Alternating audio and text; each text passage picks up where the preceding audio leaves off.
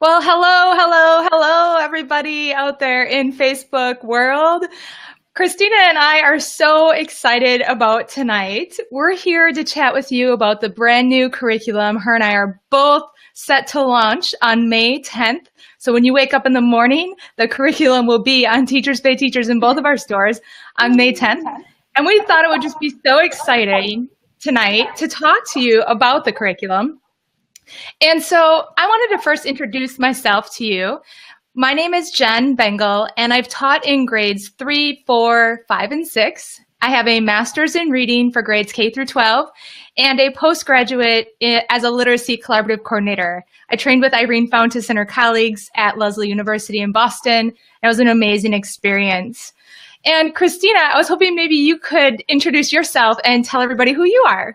Yes, thanks, Jen. I'm so excited that we're doing this. My name is Christina, and I blog over at MissDecarbo.com. Miss Decarbo is also the name of my Teachers Pay Teachers store. So I'm a first grade teacher in Northeast Ohio, and I also do a lot of professional development and literacy consulting on the for kindergarten through second grade. And Jen and I have been working on this for a couple of years now, right? We've had this in the works. And so we're so thrilled to be able to share this with you tonight, and we can't wait for next week. We probably won't sleep all week. But Jen, why don't we start and tell them a little bit about why we created this resource, why we're sharing it with them tonight, because this kind of goes back a few years, doesn't it? Yeah, it definitely does. So it's kind of a funny story. We were both at a conference together in Las Vegas, and it was late into the evening, and we were playing the slot machines, and I don't think either of us were having much luck. No luck. No luck. But the conversation was amazing because I started talking about vocabulary in the upper grades and how I never really had any good curriculum for teaching vocabulary. And Christina was like, no way. I've never had good vocabulary in the primary grades. And it kind of was like this jackpot, if you will, idea where we were like, let's write a vocabulary curriculum together. Let's team up and do it in a way that can go across kindergarten through sixth grade so that schools could use it and kids could learn year after year with a really great, robust vocabulary curriculum. And that's how it began in the summer of 2015. Yep. So, yeah. So for me, in the upper grades, in the 3 through 6 grades, the problems I was having with vocabulary, and maybe some of y'all can relate to this, was I was noticing that even though the kids were reading chapter books and I was reading really great books with vocabulary to them, they weren't really taking in the words and they weren't learning them in a way that was able for them to apply into their own lives. It was just kind of like they were the words. Maybe they knew what they meant in that passage, but that was it. They never took it out of the context of the text and certainly didn't use it in their own vocabulary. And so they weren't making these strong connections. They really just never owned the words. And they weren't applying them to their own lives. And so I realized that vocabulary really needed to be taught intentionally for the kids to be able to own those words, especially the English language learner kids who don't understand how sometimes a word can mean something different in a text than it does when you're using it in real life in a certain situation. So Christina, what were some of the things that you were noticing that was a huge gap in the primary grades with vocabulary? Yeah, Jen, I really like what you said when you said that your kids weren't carrying it over into real life. And, I don't think it's very surprising for all of us teachers when I say that, research shows that our students' reading comprehensions are directly related to their vocabulary abilities. And at the primary level, it's easy for me to pull a wonderful picture book and pull out those words and talk about them with my kids. But what I felt, where I struggled with, there were many days during school where I would leave school and I would think I didn't do enough. And maybe some of you teachers out there can relate to that. I would leave and I thought I just didn't do enough direct vocabulary instruction with my kids, especially at the K2 level. We think about our kids that are at the small group table, those babies that are reading levels A, B, C, those books are not filled with great tier 2 vocabulary. And so it's hard to make sure that we're getting all of that into our day, especially in my district. We don't use a basal program. So you have to, it's all kind of everything that I can bring into my classroom and everything that I can use. And I really craved a simple vocabulary routine that was consistent and predictable for my kids. Something that I could walk away at the end of the day and know, yes, I intentionally taught great vocabulary words to my kids within the context of real text. And that's what Jen and I are going to share with you today is our research and our everything that we've talked about together, that understanding that kids need to hear and know and learn vocabulary within real text, within passages and stories. And we're so excited to kind of share what this looks like with you. And I think, Jen, I noticed that I use the words tier 2. So before we go on, why don't I quickly share the 3 levels of vocabulary for all of our listeners so that they can kind of understand what we're going to talk about later on. So as teachers, it's important that we understand that there are really 3 instructional levels of vocabulary to teach our kids. And so first we have tier 1 words. Tier 1 words are those very common basic words that our students have a lot of experience with in their everyday lives. So think about words, at least at the primary level, such as house, lamp, phone. Our kids see and they use those words all day long, every day.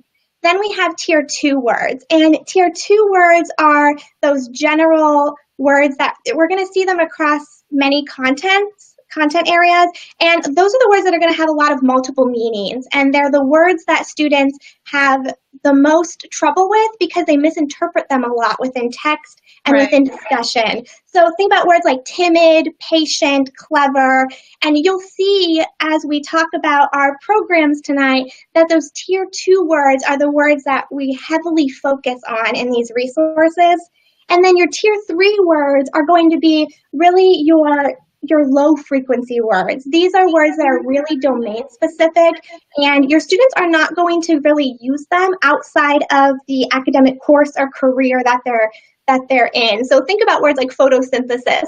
Our students are not going to, most likely, they're not going to end up at the grocery store and strike a conversation with somebody about photosynthesis. So I think those 3 tiers are really important for teachers to understand because we want to make sure that we want to make sure we're giving our kids the most bang for their buck during our school day, right? And so we need to make sure that we're focusing on those words that are going to make the most impact for them. And those are those tier 2 words that are really, really tricky for them. And so that's what we're going to talk about. And I think, Jen, you're going to talk more about the vocabulary research and some foundational vocabulary instruction in your upcoming webinar, right? Yes, and thank you for explaining those tier 1 and 2 and 3 words. And in the past, since I didn't have a lot of vocabulary instruction, I was learning all of that too. So Christina and I have been researching for 2 years now. We've been reading books together and almost doing like book studies together and learning about the best practices in vocabulary and really what is the best thing to put together for teachers and for students. And so, yes, I'm hosting a free live webinar on May 10th is actually the first one. It's at 7:30 p.m. Central, same time as you're here now. And in that webinar, I'll also go over some more information about tier 1 and tier 2 words and how we can teach them intentionally. And I'm also going to go over how to set up highly engaging and best practice vocabulary curriculum. And what the coolest part about it is that we haven't mentioned yet, Christina, is that the curriculum really doesn't have to take that much time. I know that for me as a teacher and every teacher, our biggest enemy is often time and not having enough time.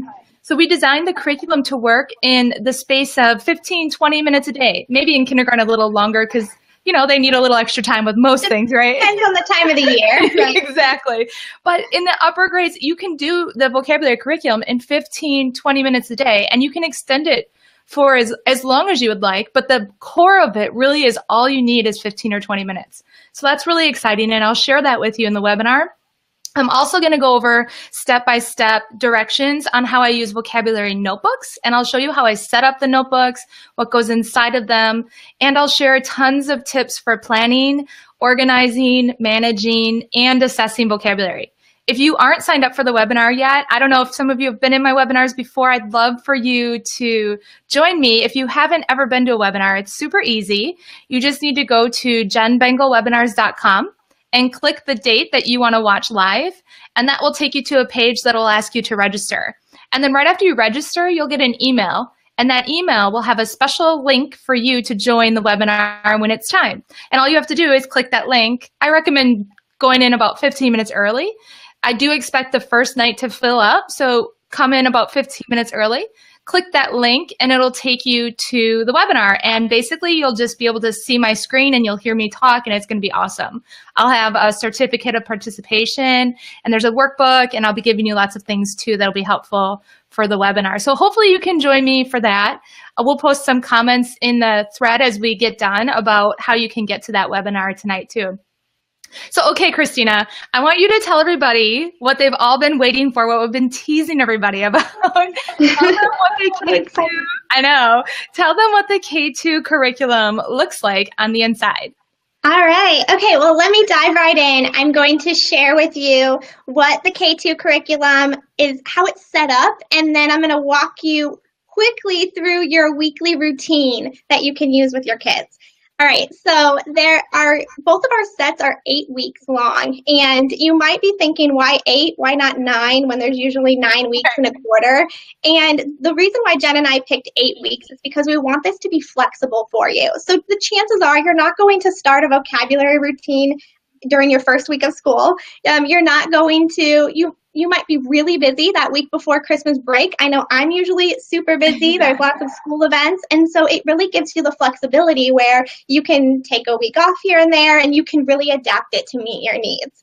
So there, on the K2 level, you're going to get an at-a-glance weekly guide every week that's going to tell you exactly what to expect. And you can use this program as scripted or as flexible as you like. You can pick and choose activities, or you can follow my plans exactly if you want to do that. So on the K2 level, you're going to have focus words each week. And kindergarten is going to have 3 focus words that are tier 2 based.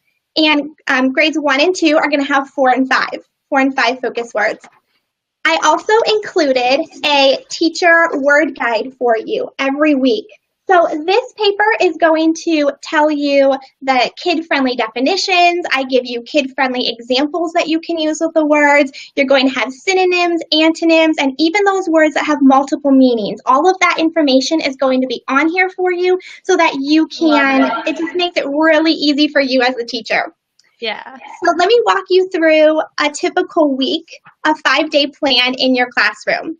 You're going to start day 1 by introducing a really short story to your students. And all of our words are taught within the context of real text, real passages and stories, because that's what research shows us is most effective. So when I say short, I mean really short, about 7 sentences, because remember what Jen said, this is not designed to take you a ton of time.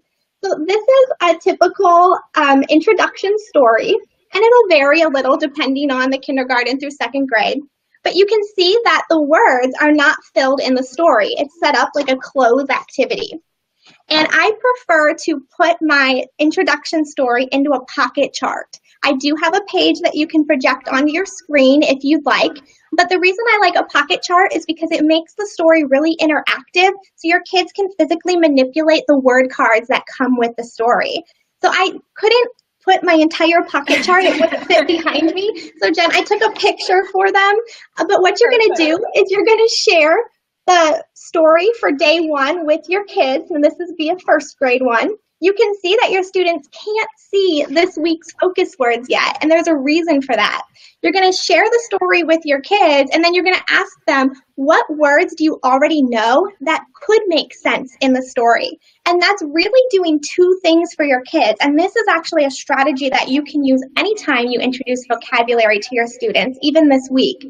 What that's doing is that's activating their background knowledge on vocabulary words that they already know. So your students can pull out words that you know. It allows you to kind of assess where they are in understanding the comprehension part of the story. I love and that. it also exposes them to more words than say, I'm just going to show you this week's words and here we go. They're hearing many, many words. So after you do that, it's time to have them help you put their new words into context. You're going to share what the new words are, what they mean, and then they're going to help you put those words into the story in context. I've also included really detailed. I know both Jen and I got really detailed in our teacher language and our plans. So I have discussion, conversations, and questions that you can use with your kids for day one story. And it walks you through how to teach the words, and then it also allows you to connect those words to their real lives. So that is day one. And then on day two, I have a read aloud. That's going to be your read aloud time. And the reason why I have another story for you is because we really want students to be able to understand words in different situations and experiences, right? Because it's not enough for them to just hear the word one way. We want them to hear it many ways. And so I also have day two is really fun for me because I made the read alouds in a digital format that you can project onto your screen so that the entire class can see the book, they can see the words, and you can talk about the story with them. If you don't want to project it with a digital story, though, it does come in printable color and black and white books. So they're little books, and the words of the week are embedded into that different story. And again, I have tons of detailed teacher language and discussion questions that you can use with day two's story. And I'm just going to give you a really quick example of how that discussion works. So for example, one of the words in week 5 for first grade is the word amuse. And the story says, Wanda can always amuse us with her jokes. And as the teacher, you're going to share what amuse means. You're going to give real-world examples of how the word amuse works. And then it has a little activity for the kids to apply that word. So the teacher is going to say, I'm going to amuse you right now. And you're going to tell a joke to the kids, and you're going to say, I have little jokes in there, and they're going to laugh, and you're going to be able to show them what amuse actually feels like in real life. And so there's all kinds of little activities like that with the story. And then after you do the read aloud, I have little mini books for kindergarten through second grade. So there's another little story in there, and the kids are going to illustrate their little mini word book based on their real lives. So that is all of day two. And then on day 3, this is kind of where I think the magic happens. So you might be thinking, oh my goodness, we're only sharing 3, 4, 5 words a week. That doesn't seem like enough. Well, the magic is we're going to really talk about synonyms and antonyms each week. So if we're teaching synonyms and antonyms for every focus word, our kids at the K2 level, and this really matches Jen's program at the 3-6 level, they're really being exposed and learning to upwards to 15 to 20 new words a week that they are hearing and using and seeing. And so on day 3, you're going to do a synonym and antonym activity. I have a couple of different activities that you can choose from for day 3. One of them is a synonym and antonym word sort. So you can do that in your pocket chart, and I have all kinds of synonym and antonym words to go with each week. And then on day 4, we're calling that the application day. And this is where your kids, on day 4, we're doing the wordplay day. So there's so much going on. So the wordplay day is really fun. It's almost my favorite day because I have a wordplay menu in every set. And you get to pick and choose a hands-on activity that your kids are going to do.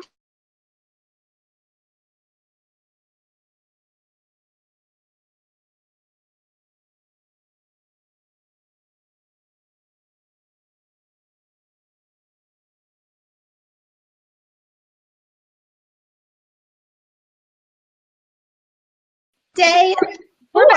We're back. Oh, sorry. No, that's okay. Keep going. I got frozen. All right.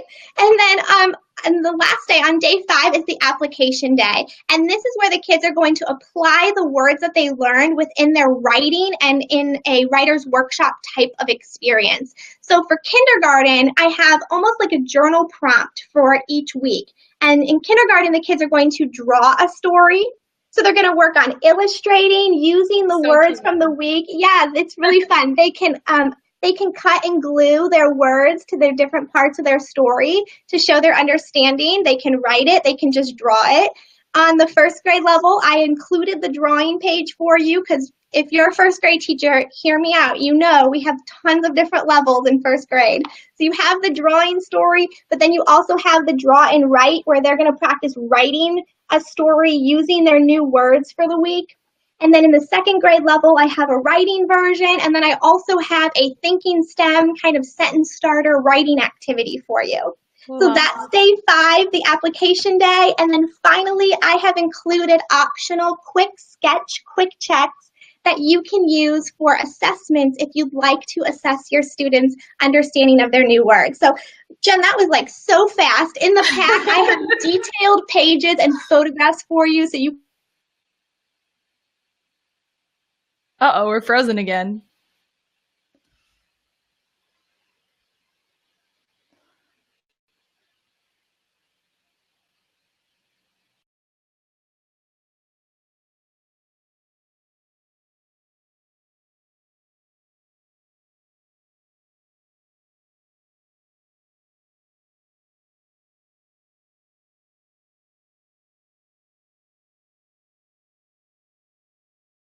I think I'm back. Am I back? Christina, are you back? Of course we're going to get frozen. Can y'all hear me? If you can hear me, say yes in the section, or in the comment section. I know there's a little bit of a delay. Thanks for being patient with technology. Oh, hi, Terry. Okay, I see your comment. I'm back.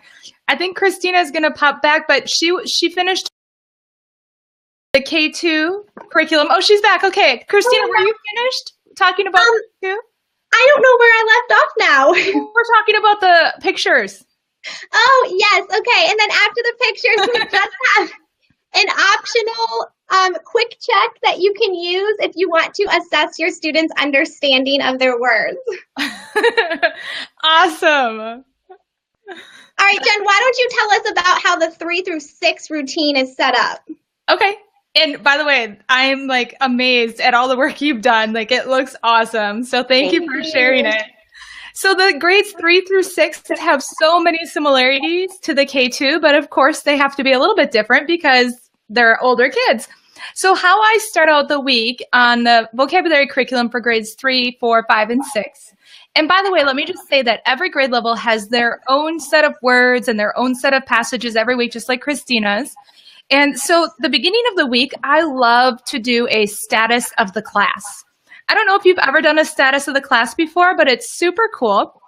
So what you do basically is you ask the kids each of your vocabulary words, and you ask them if they've seen the word before. You say if they've never seen it, then they raise their hand. If they've seen it but they don't know it, they raise their hand for that.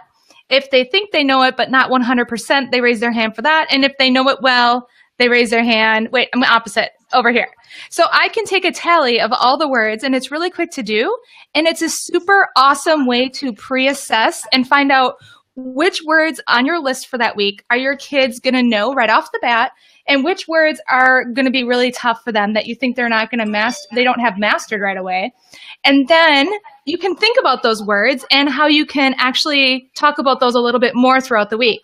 So in this example here, I see a lot of students voted that they've never seen the words procrastinate, deadline, ceased, and crucial. So I see many of them have never even seen those words before. So that tells me as a teacher, I can start talking about those words a little bit more right away on Monday. You don't have to do the status of the class every week, but it's there as an option, and I really love it. So on Monday, like Christina, we're going to have a passage that we're going to introduce, and I have a couple of ways that you can give the students words, and here's a whole list of the words for the week with definitions. I also have pages just with the words on them, but basically what you're going to do is you're going to introduce the basic words first on your list, and then you're going to introduce the context tier 2 words. You're going to actually introduce them during your reading of the passage. So what's cool is this program is really quick and easy to do throughout the day. And on every day, Christina and I have both built in tons of teacher language for you to use. So basically, I give you an introduction for each passage. So you can actually say the introduction out loud and read the passage. And the students have copies of the passage too, or you can project it on the overhead or your Promethean board. And when you get to a tier 2 word, as you're reading the passage, you're going to stop and define the word. So you're just going to quickly stop and define the word, because we want them to understand the word within the context of the text, but we don't want to interrupt the whole meaning of the text and slow it down. So we have to just define it quickly and then keep going. And then the last 4 words you'll introduce either at the end of Monday, or you can introduce them on Tuesday as well. And then on Monday, the students can go off and they can do some independent practice with the words in the context of that passage. So that's Monday. You're using that passage and that context there. In the set I created 4 fiction passages and 4 nonfiction passages. And I learned some crazy things. I wrote a nonfiction passage about how Doritos were invented, and just totally random. But Doritos were invented with a dumpster, a Mexican restaurant, and Disneyland. So I know kids are really going to want to learn about that. So the passages are really engaging for kids too. So that's day 1 in the 3 through 6 levels. On day 2 is all about associating the words. And this is when we put the words in meaning outside of the text. Like Christina said, we don't want to expose them to words just in one passage or just in the context of one thing.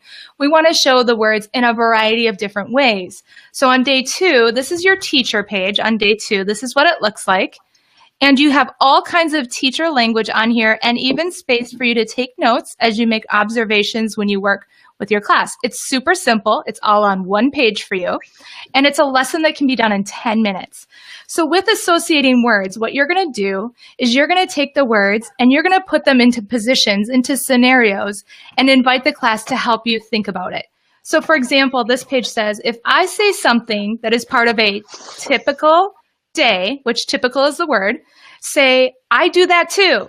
If not, don't say anything. So the whole group gets really involved. So if it's something that I say that they do in a typical day, then they'll shout out, I do too. I do that too. So I'll say the first one, eating breakfast. Usually all the class will say, I do that too. Yeah. Or getting in a car accident. Is that a typical day? I mean, hopefully nobody shouts out, I do that too, because we'd have to talk about what car accidents are and see how this could really help English language learners too. Mm-hmm. A snowstorm. Maybe if you're in Canada, that's an I do that too kind of thing. Brushing your teeth. We all just please Jesus, let's all say I do that too, right? Wearing shoes. I do that too. So you can see how the kids get involved in the scenarios that you pose for them. I give you 3 different scenarios to talk through, and you can, of course, create as many of your own as you want using the words as well and continue the conversation and the excitement around associating those words into different contexts. That's day 2, and then the students have a word association assignment for day 2 that they can do as well on their own independently. And then day 3 is all about vocabulary in the student's life. So this is the 3-6 levels. If you're just joining, Christina talked about the K2, and you can watch this replay when we're done being live. It'll be forever and ever. But on day 3 is vocabulary in my life. And this is the teacher page, and you can see I give you 10 questions with the vocabulary words. So you don't even have to come up with your own questions unless you want to ask more than 10. And these questions are all geared to getting your students talking about the vocabulary and how it applies to their real life. Because remember how I talked about earlier, that was one of the things I noticed my students weren't doing, taking words out of context and putting them into their own lives. So some of the questions here, you remember that word was typical was one of our words. It says, what is a typical thing you do in the mornings? And you can have the whole class shout out things that they do. You can have them turn and talk with a partner to get them involved. You can reteach these skills in a strategy group, in a small group, if you feel like kids are really struggling with vocabulary. If you're a speech language teacher or an ELL teacher, you can use these with your ELL kids and create conversations about vocabulary and how it sounds in their own life as well. So that's day 3, vocabulary in their life. And there's lots of fun activities that they can do as options for independent work on that day.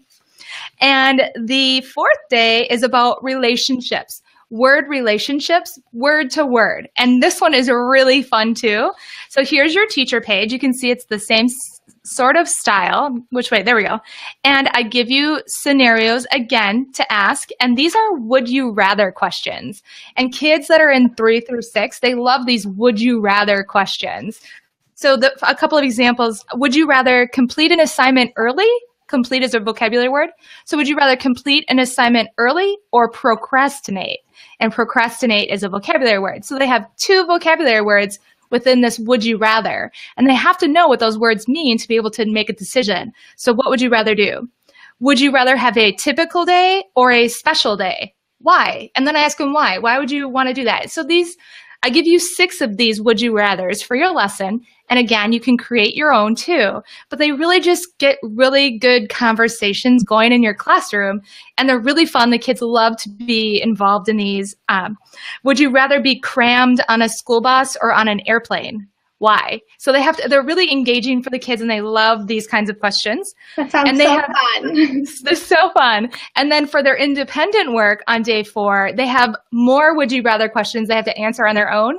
And you can have them do them in partners or in pairs or groups for more fun if you want them to do that. And it's a great way to build critical thinking skills too. And like, what would I rather do? Like if I were in a tough situation, what should I decide to do? So it's beyond just vocabulary in that sense too. And then day 5 on the 3 through 6 levels are your assessment. I have a couple of different assessments because I really believe in not just doing the same type of format every time you do an assessment. Sometimes students just aren't good at taking multiple choice tests. And does that really tell me if they've mastered those words or not? Or is it just that they're not good at that kind of a test? So I've created a couple of them. There's one that is a matching where they have to match the definitions with the words. And then there's one where they have to fill in the blank and they can have the word box there and there's sentences for them and they have to pick which word makes the most sense in that sentence. So you can give both the assessments on Friday. You can just pick one. It's totally up to you what you would want to do. And I'm going to go back to the Tuesday. Oh, no, this is an additional. Oh, sorry. So this one is an additional thing. It's the sentence stems. Like Christina has sentence stems. So I've created sentence stems for the upper grades too. And so they kind of look like this.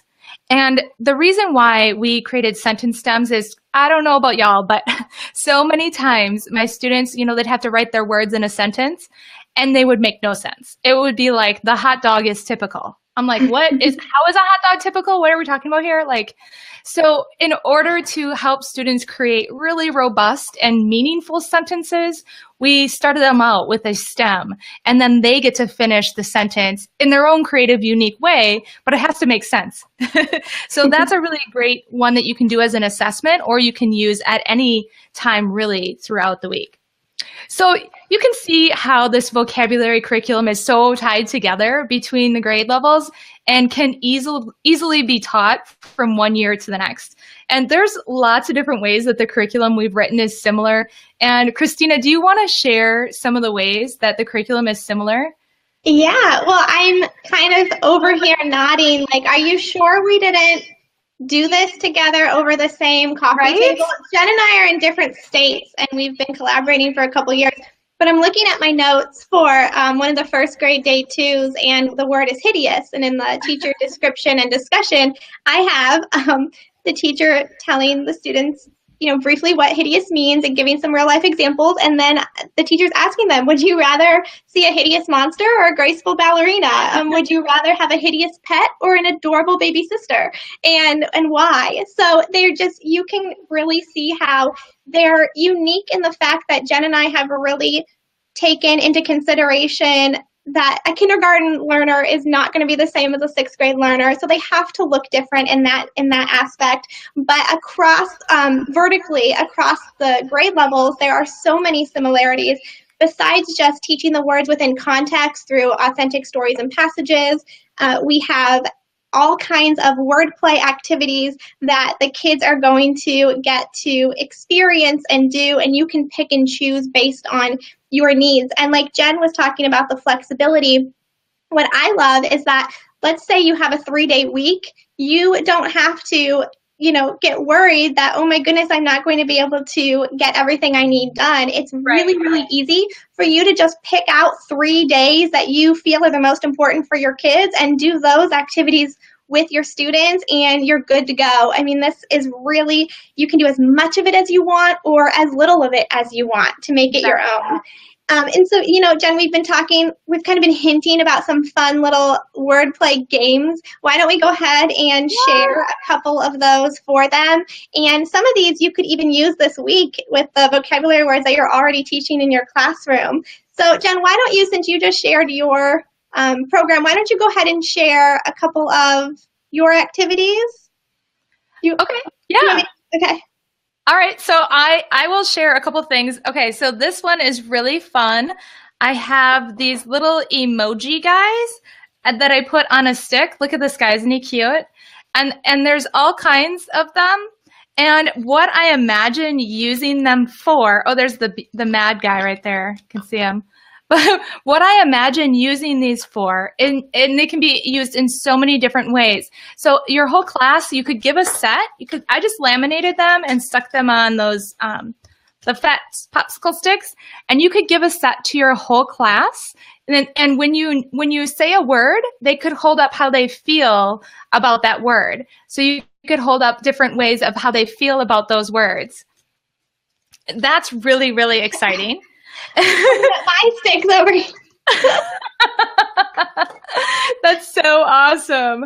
So Christina has the same kind of idea, and I have different ones too, Christina. You show yours. I'm going to show you these. Yeah, okay, so at the K2 level, your kids, I have all of these little character sticks, and I also have blank cards that your kids could make their own characters if they want. And the kids are going to, one of the activities you can choose from it's called word theater. So the kids are going to get into groups, small groups or partners, and they're going to create their own little story and act out a story using that week's vocabulary words. So they kind of get to do a little bit of dramatic play and oral discussion and some critical thinking activities.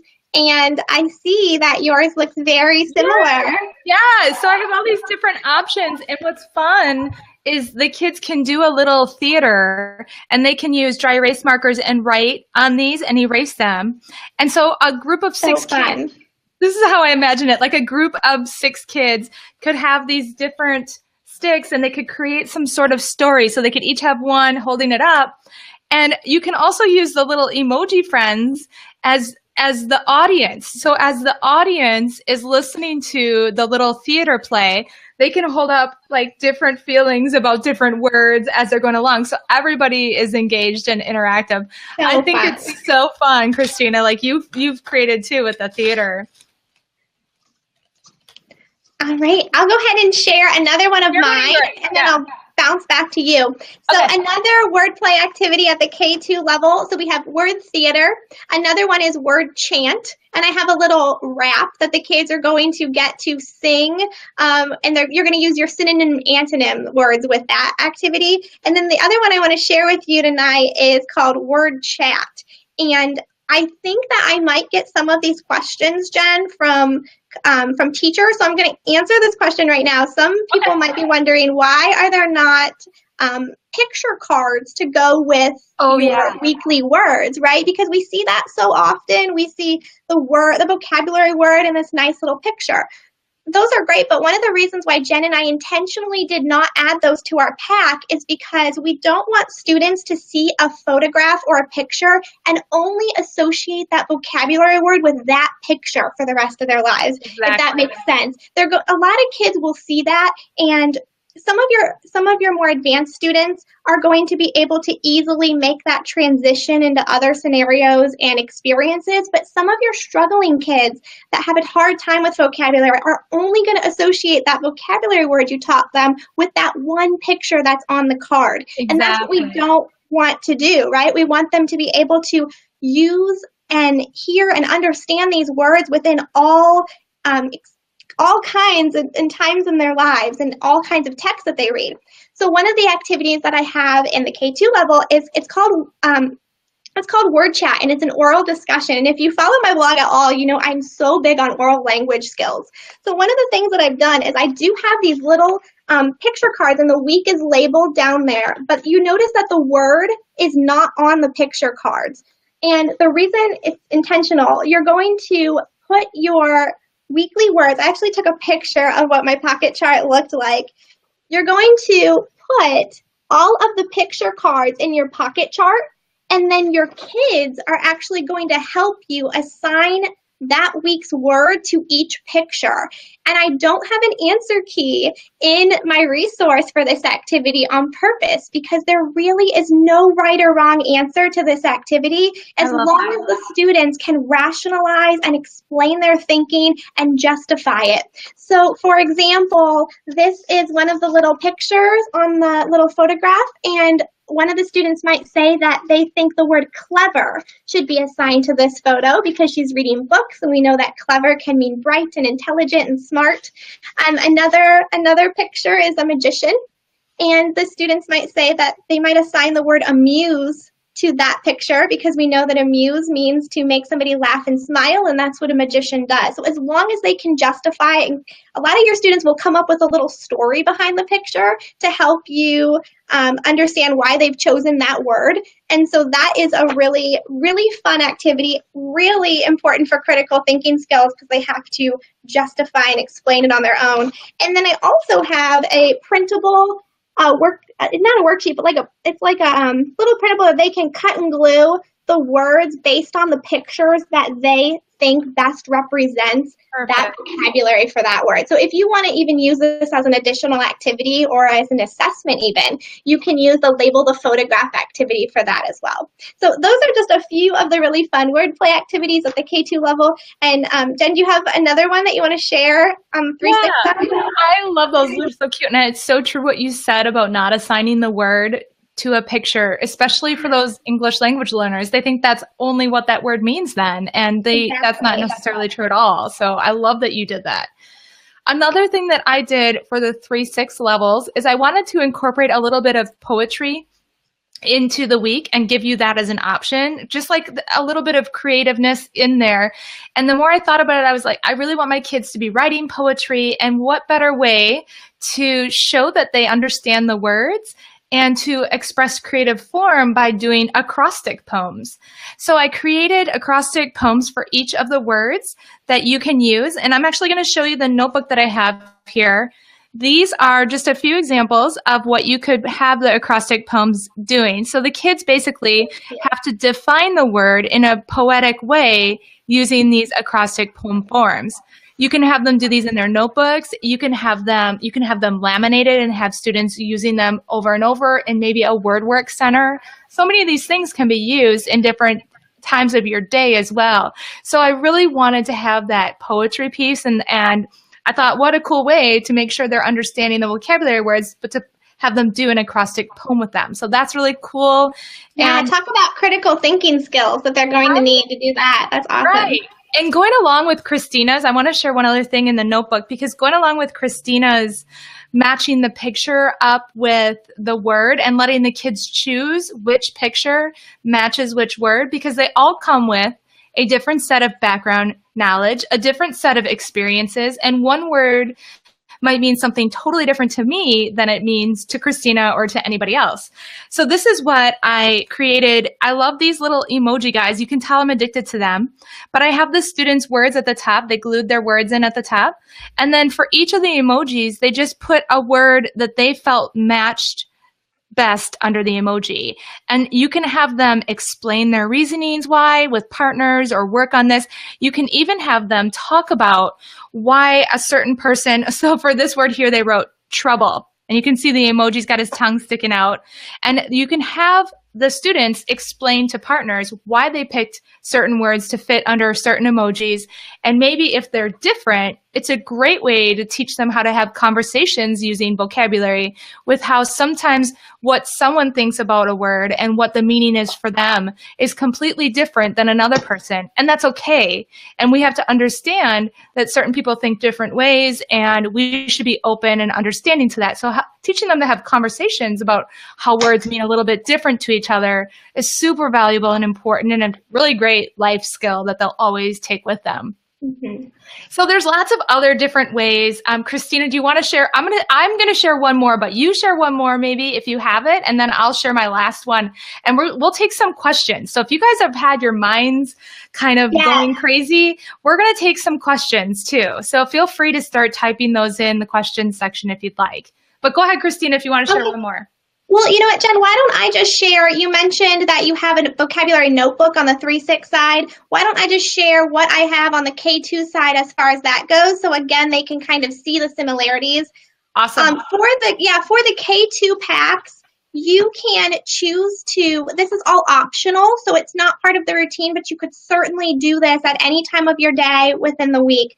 Have the students create a personal vocabulary notebook. And Jen's going to share more about the notebook in her webinar. So if you decide, I think this would be what she's going to share is going to be too young for kindergarten and anything, but if you're second grade and you want to do a vocabulary notebook, I'll show you the cards that I've included in my packs. You could certainly do more of the written activities that she's going to share in her webinar as well. But I've included vocabulary word cards. And you can see that there's the focus word and then a kid-friendly definition, but you can see that this is blank. That was intentional because if you want to do vocabulary notebooks in your K2 classroom, your students can illustrate the word based on what that word means to their lives, and they can represent it in their own way. So we know that brain-based research tells us that kids are going to understand things better when they can represent it in their own unique individual way. And so that's what those cards are designed to do. However, at the K1 level, at least this is what I love to do in my classroom, and you can really do this however you want. But I don't do the vocabulary notebooks, but I like to have a vocabulary word wall. So these cards are really awesome for the word wall. Yeah, because when they're younger, it's really nice for them to be able to look up on the wall in the classroom and see all of the words, all of those tier 2 words that you're focusing on and studying, and it's accessible to them always throughout the day. So you could pick a few students each week that could be your special word wall helpers, and they could illustrate the word that you're talking about and then put that word card up onto your vocabulary word wall. So these cards can be used in lots of different ways depending on your needs. And so that's kind of how the notebook and the word wall cards will work on the K2 side. That's awesome. I love it. I love the idea of a word wall too. Thank you. Yeah, it's fun. Okay, I have to share one more thing because I'm just so stinking excited about it. Christina laughed at me because I was at Michael's today and I texted her a picture and I was like, OMG. She thought she found something brand new that nobody'd ever seen before. So Jen, why don't you show me what it is?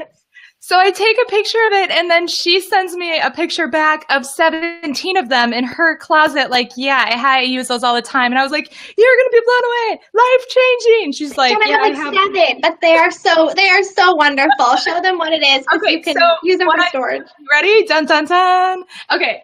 So you guys probably all know this, but I did not know this amazing organizer existed ever. Okay. So this thing is so cool. And what's awesome about it is it has 8 compartments, and there are 8 weeks in each of our sets of the curriculum. So they were made for you. Yes. So I made little tabs for each week. And then let me show you what I put. Oh my gosh, it's so big. Let me show you what I put inside. I'll just show you week 1. So the little tab is on there. Wait, there we go. The little tab. And these are all in the set. You get your little tabs you can laminate. And then what I have inside of here is I put these little things on rings for the kids to write the words. You can put these in a little center. And then I have little word cards with the definitions of each of the words that they can practice, or you can leave them off the rings and do like a memory game.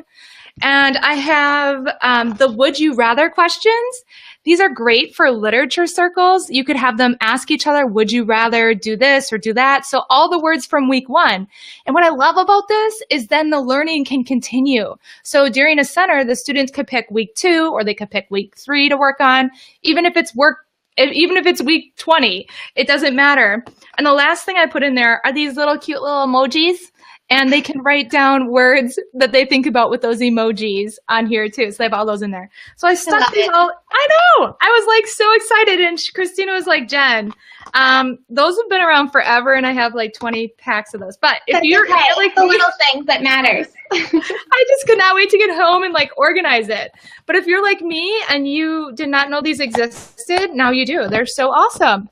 So yes, Michael's sells these, and you can always get that coupon for Michael's. Don't ever buy anything full price at Michael's. No, I got it for 40% too. Mm-hmm. Oh, I forgot about that. Man. And while we're talking about organization, I know that some people might be OCD, like I am. I'm a little OCD if you follow me on Instagram or my blog when it comes to organization. So one of the things that we want to share is that when you get the sets, there are going to be 4 sets for the entire year, and they're going to come out sporadically throughout the year. We'll share all the details of that on May 10th. But you can choose to put them in a binder and prep everything ahead of time if you'd like. A lot of teachers, I think we should know, are going to be, perfectly happy printing off what you need each week, and that's fine too. But if you want to put it in a binder, because if you know me, I love binders. Me too. And yes, I'm going to share the inside. So we have, we have these nice custom-made tabs, and we show you how you can put them together for organizing your binder. So there's going to be a tab for each section. You can organize it the way we do, or you can set it up the way you'd like. And each week, I have just hole punched a Ziploc baggie to the back of each week, and that's where I stick all of the word cards, all of the word chat cards. I even have some anchor chart cards that you can do if you're going to make a little word chart with your kids for each week. So that's all organized in there for you. And another thing to know is Jen and I both have included pages on rationale and research in the binder. So if you're somebody that wants to know kind of the why, the how, the what of where these vocabulary curriculum came from the two of us, we have shared that rationale in there for you. Exactly. All right. So we should probably talk about details real quick and then take some question and answers. Yes, you're good at the details. Go for it. All right. Well, I've seen a lot of the questions popping through. When is this coming out? Where are these going to be posted? So that is the really important question. So Jen and I are going to post our vocabulary packs on May 10th. So we've had this date planned for like 6 months now. And so on May 10th, those vocabulary packs are going to be posted to our Teachers Pay Teachers stores. So my Teachers Pay Teachers store, if you're looking for the kindergarten, first or second grade pack, is going to be Miss Decarbo.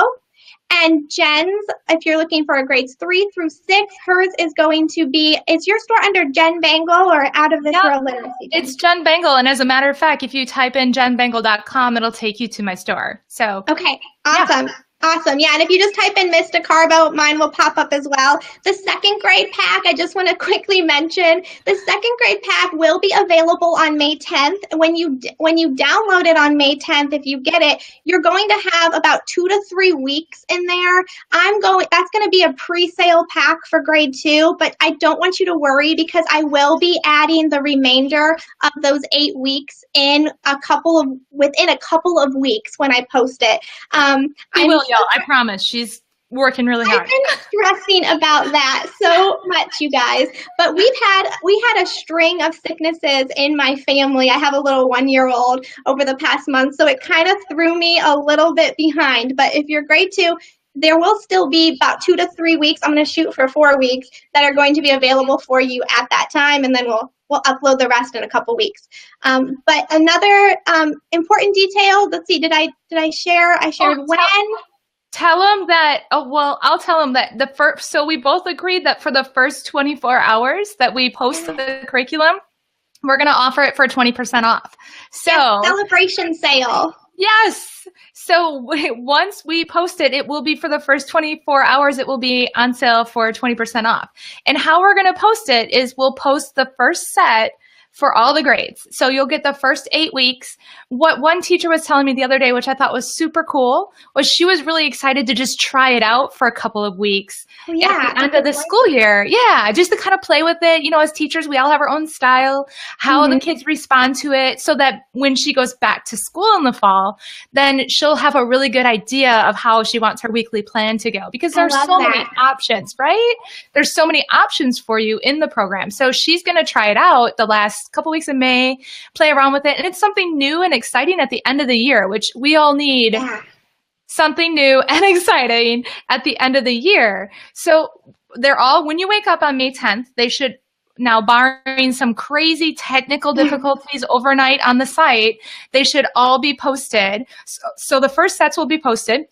And then we're also both of us are going to do a growing bundle. So the first set will be in there, and then we'll be adding set 2, 3, and 4. And over the next few months, and you'll see the schedule for when that's going to be added. But it'll be way ahead of when you'll actually need them for next year, because you already have the first quarter done already. So we'll be adding those in. But if you wanted to have the whole year, the bundle gives you that little bit of discount. And then the first 24 hours, it's going to be on sale. So that'll be a special sale then for the first 24 hours. So exciting. So exciting. And we'll share more of the details on we're still working on the date that they'll be released, the exact pricing and stuff will all come closer to May 10th, and you'll have all of that information too. Exactly. And so is anybody, if you have any questions, I'm going to try and look for questions. Vocabulary, we're going to try to take a few questions right now. And then, as always, if you think of any, you can even drop them in the comments, and we'll always go back in and we'll answer all of your questions as well. Yeah, and if you're just seeing this now and you're like, no, I missed it, you can watch this whole replay. We've been live for like an hour, which is crazy. Has anyone been with us the whole time? You get like extra stars today if you've been with us the whole time. I know that I did see one question come through, Jen, where somebody asked where did our vocabulary list come from? And I think that's a really good question. Yeah. Our vocabulary lists are heavily based in tier 2 words. And really, because we wanted this to be so focused on teaching words in context, Jen and I wrote our passages and stories, and we pulled the vocabulary from the actual passages and stories that we wrote. So that's where there's not like a list that you can go online that somebody else has created and made ahead of time that we picked words from. This all came from the authentic texts and stories and passages that we wrote original passages and stories for. Exactly. Totally true. I know. And just to piggyback off of that, we've both Christina and I have taught in the grades that we are writing the curriculum for. So just our personal experience and our degrees and things make us really capable of being able to know, like, yes, this is definitely an appropriate tier 2 word for this grade level and this age range of students. And I know Christina has consulted lots of research sources as well, and I've used the continuum of literacy learning like nobody's business. So I'll look in the word study continuum for references if I need it for that too. So you can rest assured that the lists that we've created, they didn't come from anywhere else except from our own research and experience. And somebody just asked if the passages were leveled. At the K2 level, they're not leveled. And I think that's a really great question, because it's really important for me to kind of share with kindergarten through second grade teachers that, when we're talking about kindergarten and first graders, these are important words, tier 2 words, but they're words like patient and I'm trying to think, graceful. It's really important to know that we're not expecting our kids to be able to spell these words, and they're going to be able to pick up the words because they're going to see them all week. But at the K2 level, the stories and the passages are all meant to be kind of teacher-led, read out loud, read together. You can use the stories in a small group if you do have advanced readers, but they're not actually, leveled as far as Faunus and Pinnell or DRA, because they're meant to be teacher-guided. It's that conversation that you're going to have with your kids and that discussion about words and how they relate to their real lives that's really kind of at the heart of this program.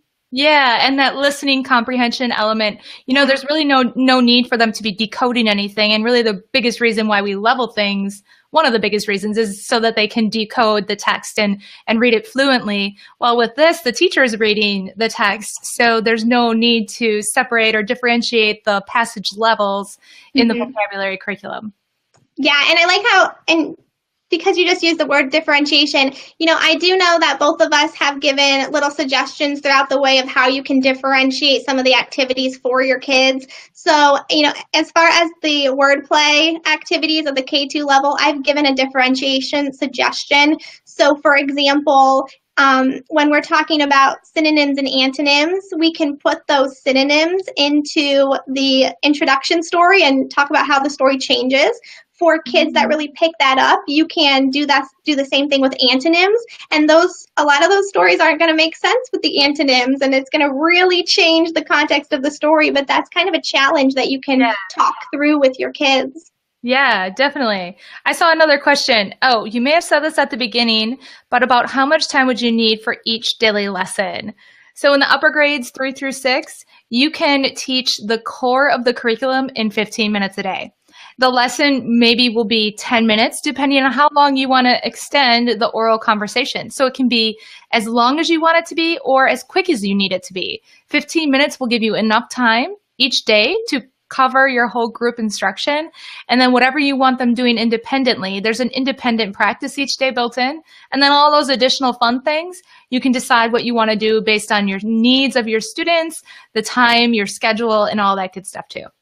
Yep. And I would say the same thing for K2, 15 minutes for the teacher-led kind of core of your lesson. Now, we do have to keep in mind that when we're talking about kindergartners at the beginning of the year, illustrating a story, might take longer in August than it's going to take in May. So you kind of really just have to adapt it to your students and their needs. You have to play around with it a little bit. Exactly. I see another question too. Take them a couple minutes to open their glue stick. So we kind of have to be flexible, right? Right, primary teachers. Yeah. There's another question. Do you see this as small group or whole group? Good question. Yeah, I think we both can agree that we've designed it to be a whole group curriculum at the start. But yet all of those elements that we've built in can be used in a small group as well. So if you wanted to, how I teach guided reading is I have a word work component at the end of my guided reading lesson, and it's always optional.